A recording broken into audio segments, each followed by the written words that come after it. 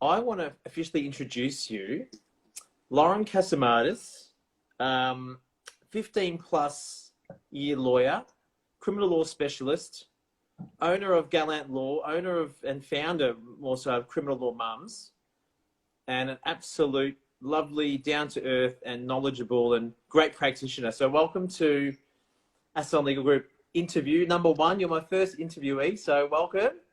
Thank you. Thank you for having me, and I'm honoured. Cheers. Cheers. And what are you on? I am drinking the, and this is, I don't know, this is the only one in the house, so don't judge me. Don't judge me. It's called Head Red, and it's a Shiraz. Is it a Jimmy Brings delivery variety? Or... No, I actually went to the store, but it's a good one. It's from Barossa Valley. It's a really nice Shiraz. It's only about $25. But yes, the label is a bit speculative. What about you, Lauren? What are you drinking? I don't want to show you how much I've drank of it, but I am on the Shaw and Smith. Where was the line when you started? Was that fresh, was it? Oh, well done. I promise I don't drink when I'm working. No, of course not. And you know what? You're home. The kids are home, aren't they? And you know, how are you coping with you know, staying home? Yeah, it's funny, isn't it? Because I've presented a few seminars to various law societies recently on how to work from home as a lawyer and juggle kids, and I don't even know if I've convinced myself when I offer my tips. But you know, I just have to keep reminding myself that they're a gift, and you know, be grateful for the extra time with them, and you know, hopefully COVID passes soon and things can go back to normal, and I'll be missing them. So what about it's you? challenging. Do you have any time? Yeah, I've had a couple of instances where my lovely one Frankie has come in and said, you know, usually I'm hungry or something. She comes in and I'm on the phone or on Zoom to, you know, the court, and I'm like, shh, you know, you do the real, you get that laser focus, that intensity, don't you? As soon as she's about to speak, I'm like, shh, shh. You know, I don't want to be that guy, you know, that you can hear her in the background and then the other people go, oh, look, you know, but reality is that's what we're going through at the moment. I think everyone's going through the same things. And I think most people understand, you're right, it is embarrassing and you feel unprofessional and you don't want to use the child card. But, you know, so many people are going through it, and most judges and magistrates can empathise as well. I was in a matter the other day by WebEx, and there was about 6 barristers, because there were 6 accused, and one barrister's dog just starts barking. So, you know, the judge had to pause and they wanted to giggle. But it's mortifying. But funny you say that, because I've got my little one in the crate here, and I'm thinking, I better put her out before, you know, I start interviewing.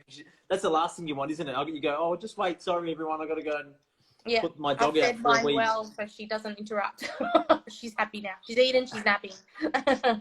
So Lauren, you sponsor Pride Law, and today is Wear Purple Day. It's a 10-year anniversary of Pride Law. How long have you been sponsoring them, and tell us a bit more about that? So Pride in Law, the president's dean, the vice president is Michael, and I met Michael. I was very fortunate to meet him at an event that we hosted in Brisbane last year. So he was one of the panelists, and I just thought he was the most amazing man, just full of life, honest, raw, just the best man. So we've stayed in touch. We've caught up a couple of times when he's been down here.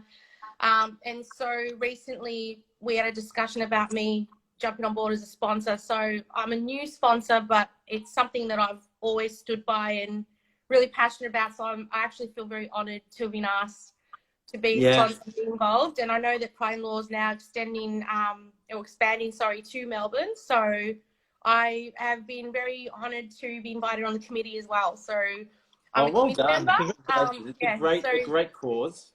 It's a very great cause. I just, you know, I can't believe that anyone would be discriminated because of their sexuality, and you enter a profession that you work so hard for and believe in, and to then have to juggle that extra hurdle of people judging you or making you feel inferior or whatever it is, I find disgusting. So I'm really proud of Pride Law, pardon the pun, but I love what they're doing for the community and for lawyers, and yeah, so I'm so excited to be part of it and see what sort of events. I know that they've launched the inaugural awards. It's going to be an awards ceremony coming up. Yeah, so beautiful things. And I'm wearing my purple lipstick. You can't tell in this crappy lighting, but that's my contribution. I was telling you earlier, I do have a purple dress, but thanks to my binge eating during COVID, it's not fitting me. I think that's everyone. Everyone's in the same boat, you know. I don't even think I'm going to try and drop the buttons. Forget about the buttons. The buttons, you know, I should not be wearing it so low. But anyway, we'll have another private chat about that. We'll do a post-COVID one. We're going to do a workout, aren't we? I tell you what, you know, it's just so easy to order Uber Eats, I think, and not, you know, not cook something healthy or, you know, getting those. And especially when you're working at home. I don't know about you, but when you're working, I've got the laptop set up, you know, and I'm on the phone all day. And then the last thing I want to do at night is train. The last thing I just want to have a chill. I usually indulge a bit in food or a glass of wine. The last thing I want to do is train, you know? That's right. It's too hard. You've got so much pressure on you that I know. You just want to unwind. And I don't know, for me, I'm not naturally into exercise. I don't enjoy it. So when I'm thinking about, I've finally got some time to myself. It's not the last thing you want to do. Yeah. So I have started to do yoga with my daughter. We put the kids yoga on YouTube. Oh, wow. And we've got the fit balls. So we're doing that every day. But she's proven to be way more flexible than me. They all are. That's not just you, Lauren. How is she, 5? I mean, they're all going to be a bit more flexible. And criminal law mums, I mean, Gallant, let's start with Gallant. So that was the first, is that the first firm that you started? Yeah. So I founded it last year. So it's just over a year old now. Okay. Yeah. And criminal law mums followed that? No, it came before. So that started early 2018 and it's just taken flight. It started off with about 30 criminal lawyers and it's now expanded to about 650 Australia-wide. And it's there's men and women in the group. There's people that aren't parents. They're just enjoying sort of the community and the networking and all the benefits that come out of our sessions. So I'm really proud of it. We were meant to be going to Canberra next month, but it's not happening. So stay tuned. But yeah, no, it's an amazing group of members. They're so supportive. I think everyone's embracing the idea of being yourself and getting to know each other. You know, as lawyers, we sort of we're perfectionists. We worry about our image and we want to... We have a bit of you puff the chest a little bit as well sometimes. And I think the older you get, you think, oh, you don't need to puff it as much. You know, everyone's got a life and it's nice to give your colleagues a bit of slack, I think. It's not given enough, I think, in the profession. Totally agree. And just getting to know each other on a more natural, personal level. You know, at these events, we've had various judges, magistrates, barristers, solicitors present and hearing the background to their careers and what goes on after work. You know, just knowing that everyone is a real person with their own baggage and joys and whatever it is. And, you know, we had Judge Gaynor, for instance, at our very first event, talk about how she juggled being a mum at the bar back when it was uncommon for mums to be at the bar, and just the highs and lows of that and how she managed to do it and excel to the point she became judge. And it's just really nice to get to know that side of them. So, And so that's why I'm proud of it and I'm going to keep it going and make it bigger and better. And, it's my side project along with running Gallant Law. So I love it. I'm enjoying it. Yeah. Well, you have your hands full. Do you call up each other sometimes, like criminal law mums and just say, oh, I've got this case, or can you help me with this? Or, you know, do you get some advice from your colleagues or not really? Yeah, so we've got like a private chat forum in Facebook. So if anyone's looking for like a confidential type tip, whether it's related to their personal life or a case, definitely there's ways of touching base with each other there, and it's great. You know, everyone's very supportive and helpful, and no one's sort of cagey or, you know, everyone's confident. Judgmental. Yeah, they're not judgmental, I gather, but that's you invoke that out of people as well, Lauren, don't you, a bit? What's that? I didn't miss that one. You invoke that non-judgmental. You invoke that Do I? People relax around you. Come on. Oh, that's good to know. I don't Yeah, know. yeah. You often wonder. I'm pretty loud and annoying. I think there's some. Not at all. Yeah. So, I am, I'm so interested in criminal law because, I watch a lot of TV, like a lot of Rake, and, I watch a lot of just crime shows, and I just love it when the barristers pop up and they've got all these arguments, about evidence and, I don't know, self-defense or whatever it is. Yeah, there's always one piece of evidence they find on these sort of law shows. But tell me, how did you get into it? What made you decide on criminal law? Like so many years ago. I started in family law. I thought Ooh, family law okay. was going to be my thing. Yeah. Yeah. I worked at the clinic as a volunteer, and then I started a firm that was a general type firm. So I was looking after a few family law clients, but then the principal allocated a couple of criminal law, and I loved it. I just loved the psychology behind it, and the reason why we're criminal lawyers.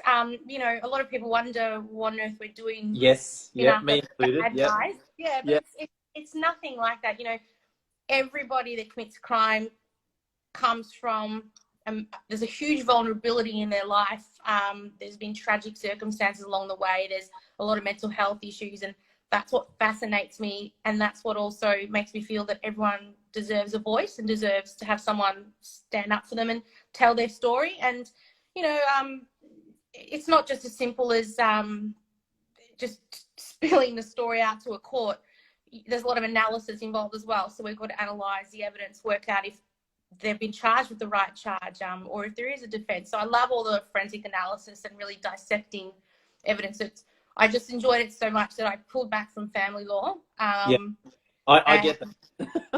Yeah. But then No. I want to ask you about family law, because it's also, I think you need a lion heart to be a family lawyer, dealing with all the a lot of patience and the emotions. I can't imagine dealing with a client whose child suddenly gets taken from them, or there's division in the family. So I think I admire you family lawyers so much, because it takes a lot of strength. Yeah, but you get into it because you want to help people, like similar to what you said. Is there any stories of I know you're going to tell me a funny one because I asked you to think of one. I can't wait for the funny one. But is there any that you represented someone and they were innocent and you just believe their cause, and that, is there any case where you think that really earmarked me to be a defender of human rights?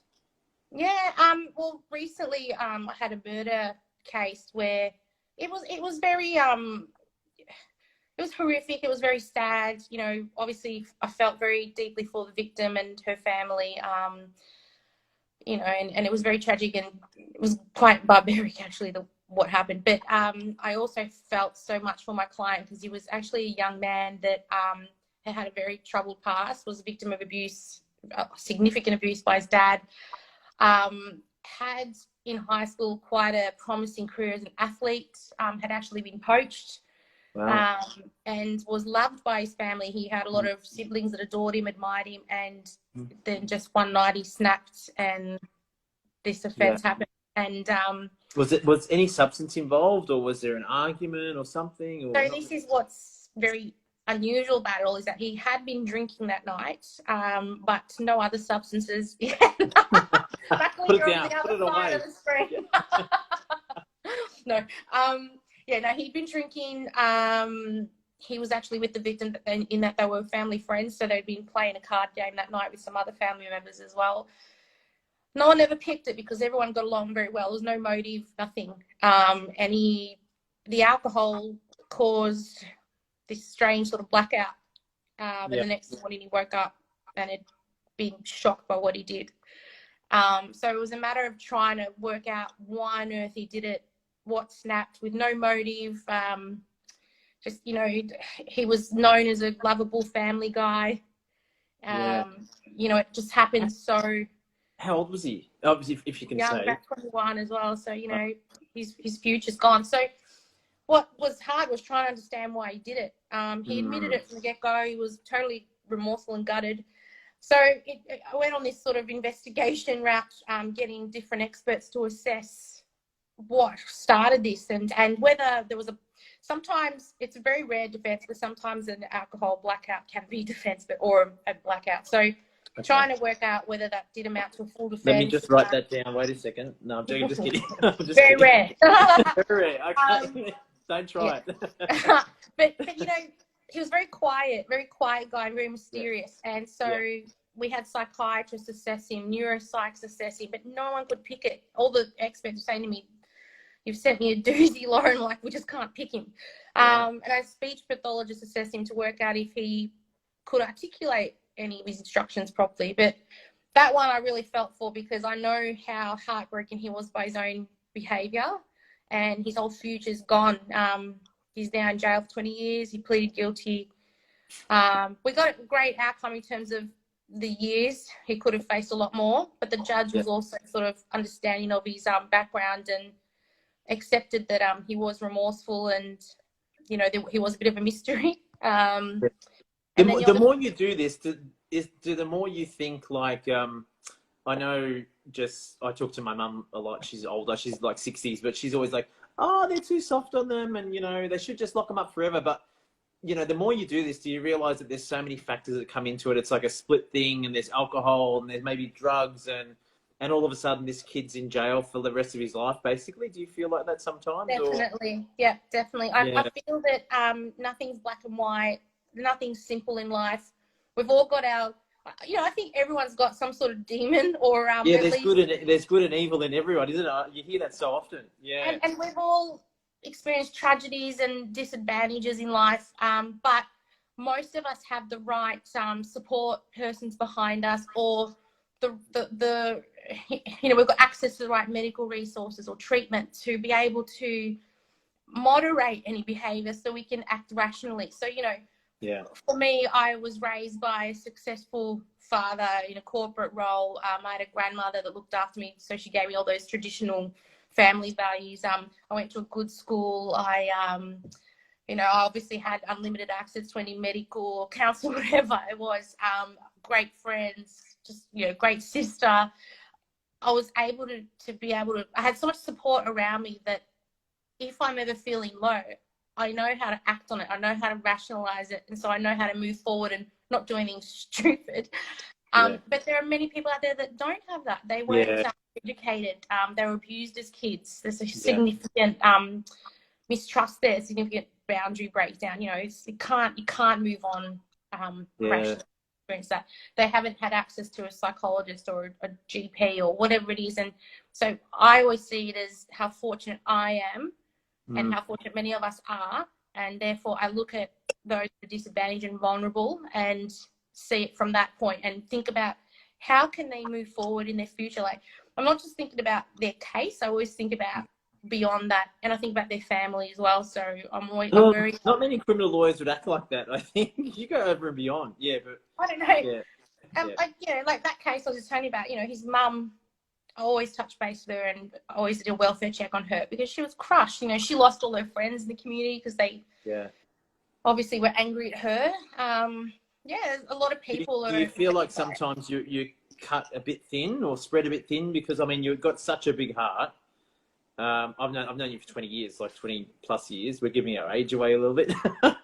But I know I mentioned something about night clubbing with you earlier. I'm like, oh no, that was last year. Yeah, we should talk about how we got how we met, isn't it? It's a funny story, but you know. Anyway, your old best mate and my best mate were dating, and I just remember they were always arguing. And we were catching up, we were having a good time. We were like, hey, Lauren, and they were just always fighting and carrying on, and you know. They're not watching, are they? No, let me check. No, it's all good.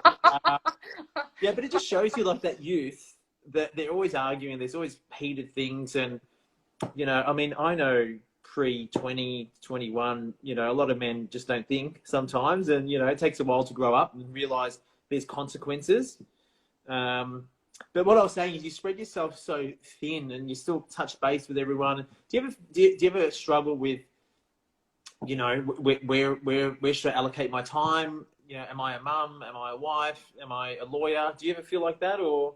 Every day. Oh, really? Okay. Yeah, and it's a huge stress because you're trying to be the right mother and the right wife and the right lawyer and the right businesswoman and the right boss, and you know, so many not conflicting, but so many considerations, and Yes, and that's part of the reason why, without sort of, I don't want to spruik it, but that's why I started Criminal Law Mums, because I know a lot of working mums feel Yeah. that challenge.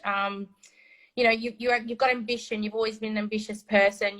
Why should you sacrifice your career because you also want a family? You should be able to have a family and have a career. And why feel guilty about that, or why does one suddenly discount the other? So, yes, I think it's coming a long way, but it's still got a long way to go. But I remember 10, 15 years ago, you would get such chauvinistic comments, you know, from the bench. If a woman came a bit late or a barrister came a bit late and said, sorry, my child's sick, you'd get a real smarty comment. And, you know, I was young, I was only sort of 25, and I thought I can't really say anything, but it's just a bit rude. And I've noticed now, and tell me if I'm wrong, but the last probably 5, 10 years, especially in family law, there's a lot more female judges being appointed, and they're a lot more understanding. Yeah. And it helps because it's so stressful what we do, you know. And People especially don't when get you it. childcare run in the morning as well. It's just Yeah. hard. But you know, like, going back to what we were talking earlier about being embarrassed by the background noise when we're appearing by video now, like, I still feel mortified playing the child card in actual court. There was one day where my children would be so naughty and it just really delayed me in trying to get them childcare, and I actually was late to county court hearing and I was mortified, and I sent an apologetic email to the judge's associate, and I then appeared in court and was a female judge, and she was just so gracious and lovely and understanding, but I just thought this is not appropriate, it's not professional, and I owe more respect to the court and my client. So, you know, I think we still, These things it happen. is wonderful. They happen, you know, and this year's been hard. I'm a single dad, as you know, and I'm homeschooling, and it's been challenging, you know. It's been really, really hard. Like today, I was just exhausted. You know, someone said, "How you going?" I'm just so tired. I don't know what it is. I think also knowing that the stage 4 is hopefully going to get lifted, and you know, there's just that in the back of my mind. And if they don't get lifted, I'm like, I don't know what I'm going to do. That's right. There's that extra stress, and that uncertainty causes more stress because you're thinking about what are you going to do? How's the business going to go? How do you keep the business succeeding? Looking after employees. Yeah, so many things involved. I know. Yeah. So tell me, since COVID, have you noticed like a change in any, you know, like we do family law at Aston Legal Group, as you know, our intervention inquiries have gone up so much. You know, our DV hotline, and Daniel Daly, my business partner, so grateful for him. He's got the mobile, but he takes 2, 3, 4 calls a day, and we've just noticed that it's spiked. Is there anything in criminal law that you've noticed in the last 6 to 8 months that has changed, or Probably breaches of intervention orders. breaches as well? Yeah, right. Yeah. So your hotline is at 24/7. It's 24/7. Yeah, That's fantastic. I know. I think that's so necessary. Yeah. I don't do it that often. I did it last night, and I was like, oh, I got one at 9 o'clock, and it takes a lot out of you, you know. But with criminal law, do you find that? I mean, people can't go out now, but do you find that when they could go out, you know, after hours is sort of when it's happening? I mean, criminal law, don't you get phone calls at 3 a.m, and do you have to be there at that time, or do you just turn your phone off? Or I think it depends on how you run your practice. When COVID phase 1 started, so when the first restrictions, you know what, surprisingly, crime did drop. Work did slow down, and I actually thought, wow, people are complying with restrictions, and talking to a few police officers that come from busy police stations, they were saying to me that it had quietened as well. So that was, you know, it was great for the community, but not great for us criminal lawyers. There's a bit of you that says, oh, I want the work, but then there's also the bit that says, oh, there's a nice little break. Yeah, you can never be happy because you think, oh, you know, I'm quiet and everything's going to go under. I'm not going to get another case. You know, you always, it's amazing. Even QCs and judges who I used to know really, really well, they all think that. You know what I mean? Like even judges don't sleep. And you talk about a case, you go back to their chambers and you talk about it, and they haven't slept that weekend. And they said, oh, thank you for being so good in this case and helping me because I haven't slept. And I'm like, we're on the same boat. We're all human, you know? Yeah, definitely. You're always thinking, and I think us lawyers, we're prone to overanalyzing. So, and obviously judges with that legal background, but I think the uncertainty doesn't help. So for me, when it quietened down, yes, obviously I was worried about what this meant for the future. So I just worked harder and smarter, I suppose. Things got better. now with round 2, I call it, it's busy. I think people have had enough and they're out and about. Yeah, it's in terms of whether we answer the call at 3 a.m. I will if I hear the phone and I'm awake enough, I suppose. Don't do it, Lauren. Whatever you do, don't do it. Just they can wait. They've got to sober up anyway. So, you know, just have a recorded, like, no comment maybe on your phone. That's why you're not a criminal lawyer. No. Yeah, that's right. I know exactly. I should shut up. Yeah. No, shut up. I generally don't unless, you know, if I happen to be awake and alert. Awake, looking, and you can't sleep anyway. Do you have a lot of nights? I mean, just in general, do you think there's enough support around mental health and, you know, mental awareness? Do you think there's enough support in criminal law? I think it's starting to take flight.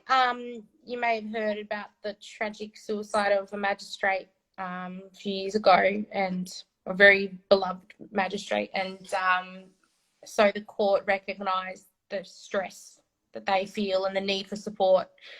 We've had a lot of those as well in family law, like a lot of suicides, and usually like the most successful people as well, like the most successful barristers have committed suicide. You're like, what? And they don't talk about it, but they're just all about work, obviously, and they don't show any weakness. Do you think that's probably an issue? Yeah, definitely, because I think, again, with us lawyers, we're such perfectionists and we want to always come across as strong and in control, and so I think it's hard to admit. And some people do judge, you know, some of your colleagues do judge. They're not all nice. They start saying, you know, oh, you know, she's gone downhill or he's lost it or whatever. You know, it's really horrible the way they can judge so quickly.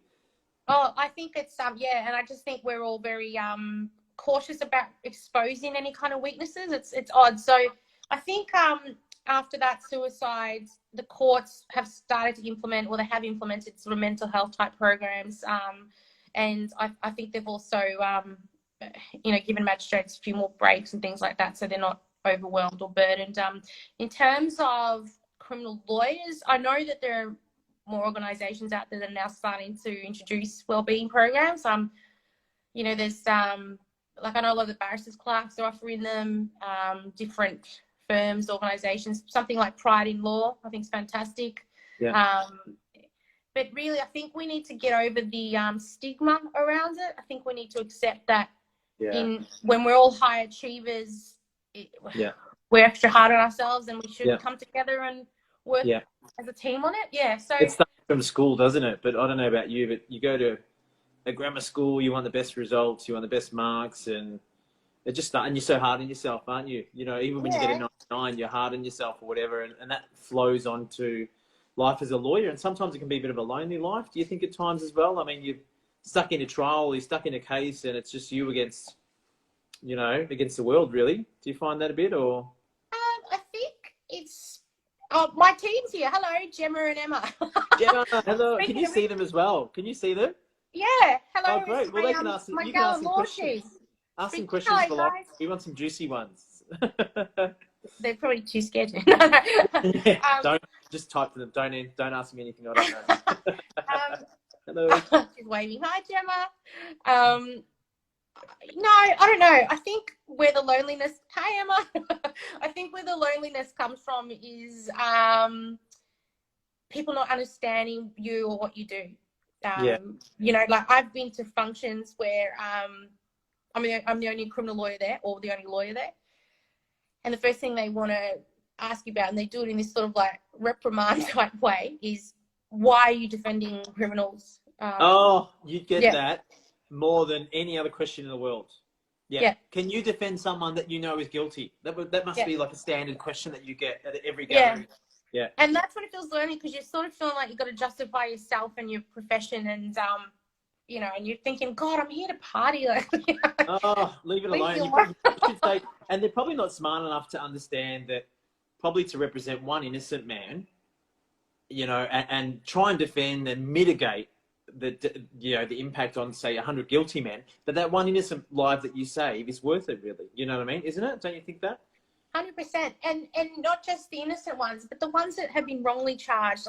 It's the incorrect charge, or the allegations don't actually reflect the true nature of the offence, or the cause. And again, everyone deserves a voice. So if if there were no criminal lawyers out there, people fronting up before the courts with Oh, no one hearing their true story. It's not my purse. How many times would you hear that if they were self-represented? Oh, it's not me purse. Oh, I was just, I lent it off someone else. Oh, I heard that so much down at the Magic Court. But so tell me, do you have any funny stories that you can sort of reveal without going into too much, naughty details? It's probably like a late night funny story we can show, but like 7 p.m. It is a bit of a late night story, so I'm going to try sort of keep it PG rated at least. Yeah, PG. It's a case I had. What's his comment here? Criminal clients are much easier to represent than family law clients. Oh yeah. Oh, you know what? I can actually understand that and agree, because occasionally when we have the intervention order matters, they are virtually family law clients. And you call up Adrian. So Adrian, I've got this wing jar down here, and they're not starting up. Please get down here. Yeah, no worries. They are hard work. You're right. Yeah. I feel like criminal clients, they know their liberties on the line. They know they've got to go to court, so they will take your advice. Whereas they respect. They're quiet and they respect what you're saying, don't they? Yeah. Whereas I feel like some family law clients, there's, they want not retribution, but they want money. They want to win in the relationship breakdown. They're not taking your advice anyway. So I just stuck with my criminal clients. I think every client's different, but I think family law is a lot more emotional. It's a lot more, I've done crime a long time ago, as you know. Haven't done it for 10 years, but when I was younger, I did it, and I find that sometimes they've done it and they're just quiet and they just listen to what you say and they follow your advice, And like you said, you're dealing with a lot of underprivileged kids and people, and it's sad. When I was doing crime, I thought, Jesus, there's a different world out there we don't know about, that they don't have a chance. That's really. So right. Yeah, exactly. Like you'd have to be a criminal lawyer or in a similar type profession, for example, a counsellor or a youth worker, to really know there is another world out there that a lot of, privileged people don't get. And that's why I'm fascinated by it. But the funny story. Come on, I want to hear this. I've been waiting. I don't know, like 4 maybe weeks. I've probably built up your expectations now, but it's a case that always stays in my memory. Like it was years ago, but I'll never ever forget it. So I was acting for a couple that how do I keep this PG rated? Wait a second. A couple. So you had 2 defendants. Yeah, there was no conflict because they were on the same page. My sister's on now, and she's go back to the funny story. Is she your older sister? She's telling you off. Younger. I think Natalie's getting it. We're getting it. We're going to do it. So you represent a couple. They were a couple. They were looking after somebody who was like a family friend. And years later, the family friend, turns out it was all a blackmail job, but the family friend went to police and said that this couple were doing things to him with certain objects. Wait a second. The couple are doing things to this person with certain objects. Oh, okay. So it was like a bit of a threesome. Is that right? Is that right? Allegedly, Allegedly, okay. And as I said, they were acquitted because it ended up being a blackmail job. This person wanted money. But so what happened was the police raided my client's house and they seized a whole lot of sex toys. So oh my gosh. The alleged offending occurred maybe 10 years before he went to police. Yeah. So the relevance of that is that police, when they seize these toys, he got charged 10 years later. Is that what you said? Or? The couple, that you can in this sort of law, So the supposed victim had given a description to the police of these sex toys and said that said that's what they used on him. So I had the privilege of going on porn sites. Wait a second. You went deep into research. Did you have to go to the researched. I remember my boss at one point going, "What is she doing? Is there all these big toys on my computer screen?" Yeah. And they were manufactured in America, so I had to contact this American store, and they've had to send me a catalogue that came in the mail. I'm picturing you with the glasses down at the X-ray studio and the big raincoat, the hat. I'm like, is that Lauren? What's she doing there?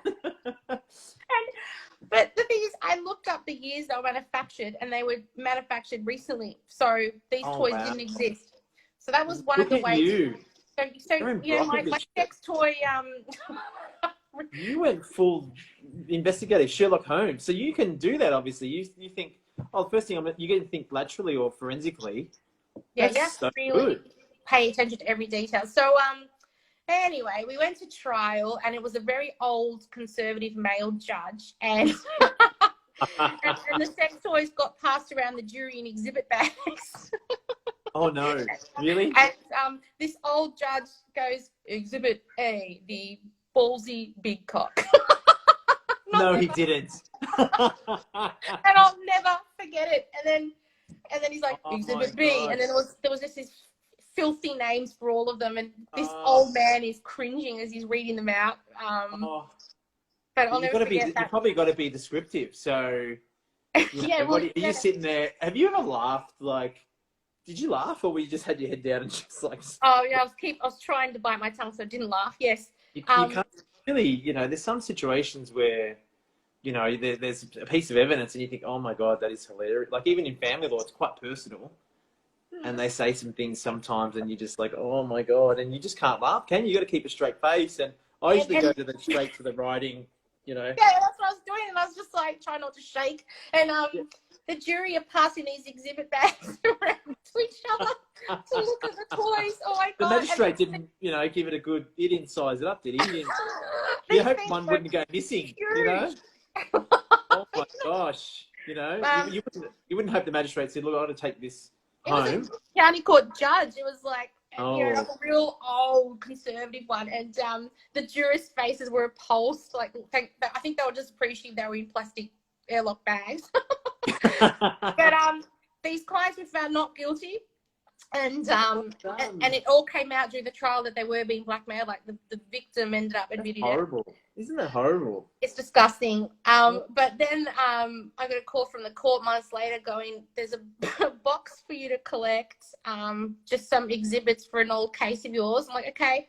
And I picked it up from court, and it was a box full of ballsy big cocks. Wait a second, you got a box full of big cocks, mate. But do the exhibits go back to you? Is that what happens afterwards? And what you're meant to pass them on to the client? Yes. Oh. So they're in your boot. What happens if you get pulled over by the police randomly and they find a big box of? I'm picturing me, myself, and Irene. You might not have seen that, but that was with Jim Carrey. Every time he opened the boot, there was something in there, and because he had an alter ego. Anyway, you have to see the movie. I called out my clients. I said, I've got a box here for you. Oh, and you got them off. So did they get like compensation for that, or not? No, really? Unfortunately, in the county court you don't. It's crap. In the magistrate's court you can get costs against police if you win a case, but county court no. So it's terrible. They spent a lot of money, and it was cruel. They were facing a lot of crap. The community had found out about the charges and had graffitied all sorts of stuff on their house. It was really mean. They were lovely people, never been in trouble, really good people that unfortunately were supporting the wrong sort of person, and he wanted some money out of them. It was all retribution for them not agreeing to buy him a car. My gosh, it just shows you that. And I think they need to change that law, but you can tell me better because you're the specialist. But if you get charged with an indictable offence and you get found absolutely not guilty, and hopefully they charge the person that's accused you of these false crimes, but are they ever going to change that law where you can get compensation? Imagine you're out $200,000-$300,000. It's not your fault. That's horrific. You could probably pursue a civil claim separately, but yeah. Oh, well, you got to go and see. It's funny because I got to go and see Lauren. That's all I know. I thought they charged him with blackmail, but they didn't. They should have. Oh. He was a very bad person. But that's why, when people say, oh, how can you be a criminal lawyer? Well, things like that. Like, these people's lives were turned upside down for quite a while before. The criminal law process can take years as well. So this matter, by the time it got to trial, it was already on foot for about a year and a half, 2 years. So these people had this hanging over their head for that long. But they didn't want exhibits back. So people's lives are ruined. They don't go back to work. They break up. Like, things like that can really... That's horrific. I was wondering if there's any comments from our little live viewers. If there's anyone that wants to ask Lauren anything, that'd be. There's some interesting emojis there. I know. I've got to translate that. Maybe someone's hungry. They want some. We say in Italian melanzane, which is like a prosciutto sort of dish. But and so tell me, Vegetarian farmer. Vegetarian farmer. And so post-COVID, what do you think's gonna change, if anything? Like, interestingly, you know, sort of people are getting used to these video hearings by WebEx. They've now started to introduce written submissions for certain cases as well. And I'm wondering whether they might implement them post-COVID just because of the efficiency. So obviously it'll depend on what sort of matters they are. But, you know, the written submissions have been good. It means that the courts aren't necessarily being clogged up and you can actually say what you want to say without any interruption. Yeah, it's the detail as well, isn't it? Yeah, you can write down the cases that you want to rely upon and off you go. One of the first cases I did, sorry to interrupt you, one of the first cases I did, I provided written submissions, and it was with a judge, and I won't say his name because I'm actually friends with his son, but he's retired now, the judge. But it was the first case I did, and the judge said, "Can you provide written submissions?" I'll cut it long story short. So I provided these written submissions, and I used to call this guy the sketch artist because he would, and everyone did, because he wouldn't pay attention. I don't know if you had those judges, but he'd be constantly writing. And then he'd be like, "Oh, miss, you know, something." He'll get your name wrong. You're like, "I've been before you for 4 days." Like he just wasn't paying attention. Anyway, handing your submissions, and I'm thinking, it's my first case. I really fought so hard for this lovely young lady who had 4 kids and, you know, and had really tough family violence. The guy was an absolute, you know, piece of work. He actually turned up with a camera and this news crew to try and like film her about, you know, what she'd been like, just a real weirdo. But anyway, the judge takes my written submissions and just changes the percentage at the bottom, like word for word, and says, "There you go, there's my judgment." So I just gutted. That was one of my first cases, and she was still okay. I mean, she got 60-40, but I was asking for like 70 or 75 or something. And, you know, you take it so personally, but it's hard not to take it personally, and that's, I think, something that I like junior lawyers to understand, is to try as hard as it is, you know, easier than it seems, but don't take it personally. But yeah, no, it's hard. You've worked so hard on them, you're passionate about it, and you feel what other advice would you have for junior lawyers? Because that's a really good. A lot of junior lawyers, I reckon, want to get into crime. For some, even at uni, when I went to uni, I loved crime. Like it was, you know, this guy did this or this woman did that, and they jumped the fence and they did this, and then that person came in with a SWAT team, and I'm like, it's interesting. So what advice would you have for someone just finishing uni, trying to get into the profession? I mean, how do they do that if they've just got, you know, no contacts? What advice could you give them? I think you nailed it there where you said no contacts, because I've learned that develop the contacts. A lot of the time it is all about who you know. Really, don't worry. I mean, obviously uni scores are important, but it's a piece of paper, and most employers don't necessarily care. They want to know who recommended you, and you're only going to be able to get those recommendations by developing networks. So join those volunteer clinics. You know, I joined Werribee Community Centre. I don't live anywhere near Werribee, but I travelled an hour every day to go there. I used to see you there all the time. Remember? Yeah, years ago. Remember? We used to park, sit right next to each other, and I used to see you there. Hey, how you going? You were always stressed. You had so much work on. You still do, but I was like, how you going? Like, you know. Yeah, so join the community, like volunteer. Yep, just get your name out there, get to know other people in the profession, and then there's so many networking groups out there now. Join them. There's, you know, if you're a female, there's the Victorian Women Lawyers Group. If you're into sporting, there's like the footy group at Vic Bar. Just there's so many networks you can join. Put your name out there. Also make the most of social media now. Really, like, present who you are and present who you brand yourself properly. Yeah. Who do you want to work for? What sort of law do you want to do? Promote it. So just make yourself known. The other thing I've got to say is criminal law sounds very fun and exciting, but it's only for a select group of people. So I remember when I was at uni, they had like a careers day thing, and this criminal lawyer, I don't remember his name, but a criminal lawyer came along, because it was only a couple of years ago and I was at uni, not 20. Anyway, yeah, right. So you know, this guy came along and said, put up your hands if you want to be a lawyer to make money. And everyone, including me, put up our hands. And he said, all right, who wants to be a criminal lawyer? And most of us kept our hands up, and he said, put them down, because if you're a criminal lawyer, you're not making money.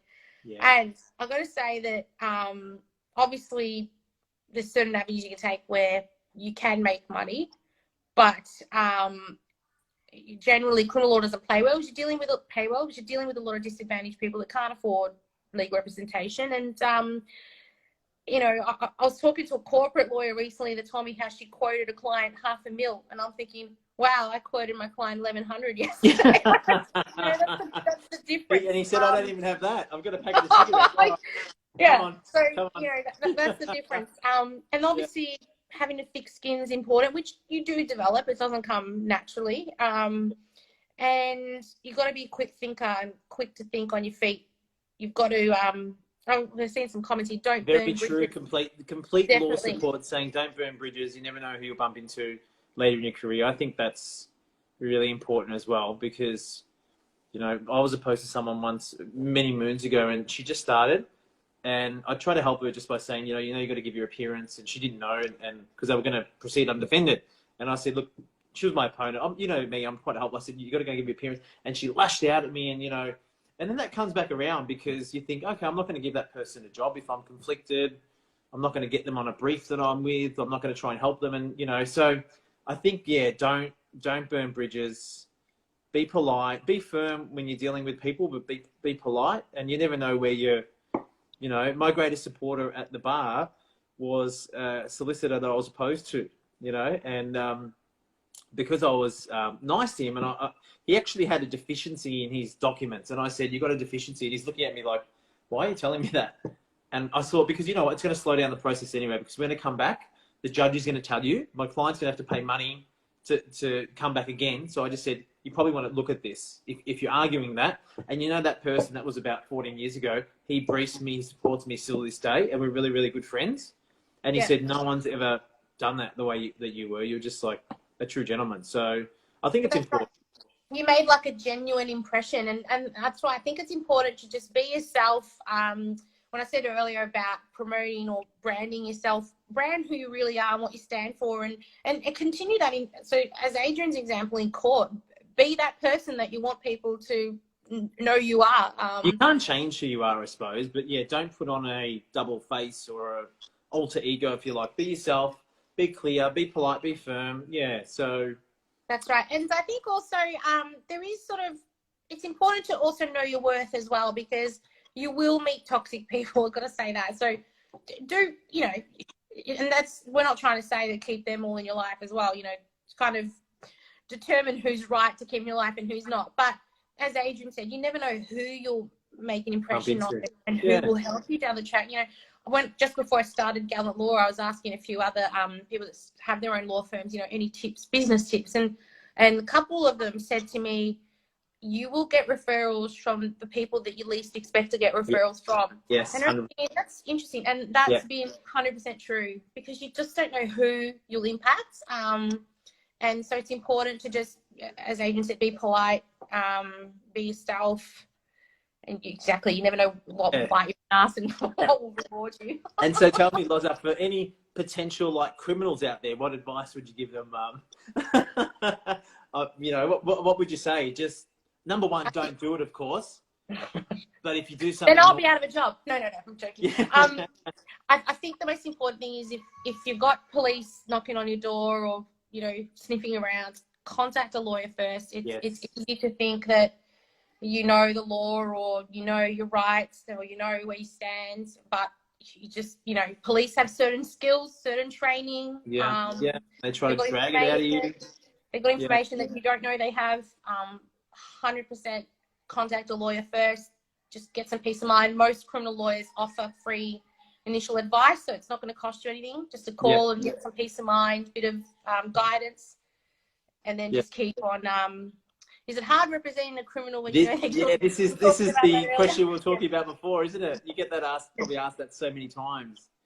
I don't find it hard at all. What I said earlier is I always look at it from their personal life, their background. Most people that commit offences have come from a disadvantaged background or have lacked those supports that the rest of us are, you know, very fortunate to have. For instance, lack of education, lack of medical access, abusive parents, broken down relationships, mental health.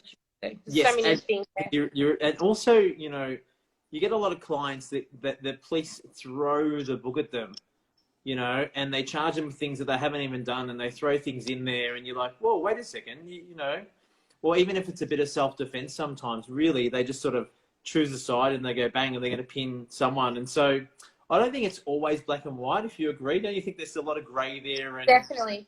Just like you know, victim statements aren't necessarily 100% truthful either. Yeah.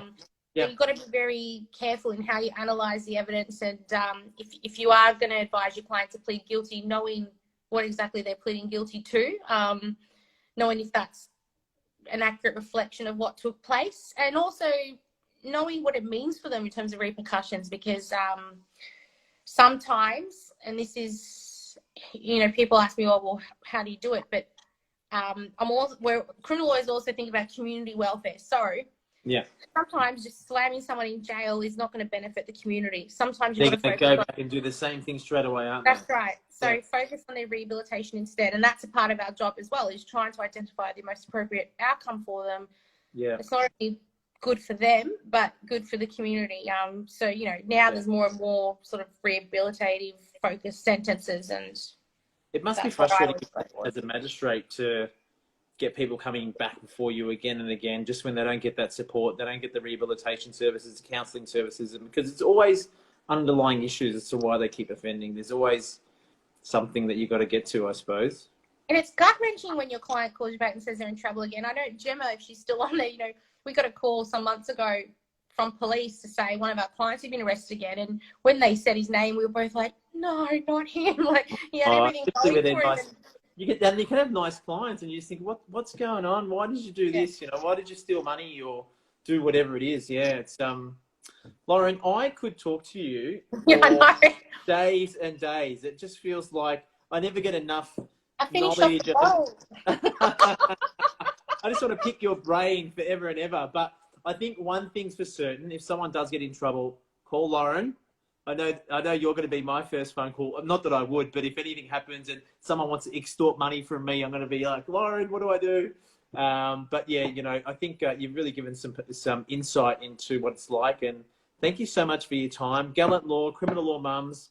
I heard some kids crying in the background, so I don't want to keep you too late. You might have to go and put some beautiful kids to bed, a little bit tipsy. But thank you so much for your time, Lauren. It's been an absolute pleasure. I can't wait to speak to you again, and we're going to have to do a round 2 interview because people are going to scream for more. 100%. And thank you. And I'm looking forward to learning more about everything Aston does and family law. And I'm launching a podcast in September, so you're going to be on for sure. I'd love to. I'm going to hear all about you this time. I love it. I love it. Thanks so much, Loza. All right, you have a good night, okay? You too, Bye. Thanks, everyone, for joining us. Thank you, everyone. Bye. Yes, have a good night. See you later. Yeah, bye, everyone. Bye, Loza. Bye.